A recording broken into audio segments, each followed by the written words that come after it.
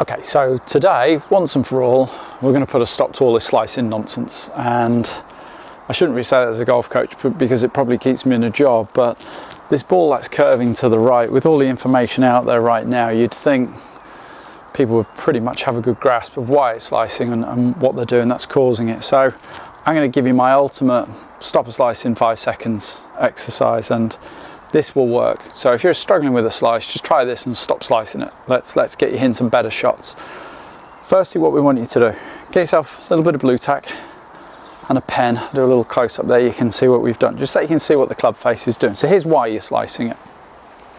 Okay, so all things being equal, we're up there at the very top of the swing, and the first movement that your hands make, okay, is outwards towards your target line. That's the line that the ball sits on. Okay, so that's your first move as a slicer. Now you can see as I'm doing that, what's happening, the pen on the club face is being turned towards me as the player, which is what we call opening the club face. Absolute guarantee, hit into the cabbage on the right hand side. Okay, so we've got to stop that. So here's what we're going to ask you to do. From the top of the swing, I need you to do 2 things. Number 1, you're going to swing your hands towards your heels, okay, nowhere near the golf ball. We're going to keep your hands as far away from that golf ball for about as long as we can on the way down. We're going to get you to stop all of this stuff where you want to fling your hands to the ball as quickly as possible. Okay, so your first job is to get these hands of yours coming down towards your heels.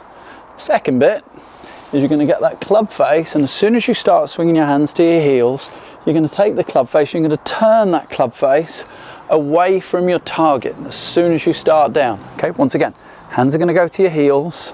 And as you do that, you're going to start turning that club face so the face of the club turns away from your target. Target's that way, okay? So now you can see we've got the club face in altogether a stronger position, and we've got this golf club now approaching the ball just slightly from inside the line. So once again, from the top, here's the slicer's fault. Your hands go out towards the target line and the club face is already looking back towards you. We've opened the face, big curvy one to the right, which we don't like. So here's what you're going to do for me. You're going to get your hands coming down towards your heels, and as you're swinging your hands to your heels, you're going to take that club face and we're going to turn that club face away from the target the minute you start down. Okay, so if you wanted to come down a bit further and stopped here where the club's level with the ground, we're going to see the face of the club, or the pen, the marker here, already pointing down towards the ground.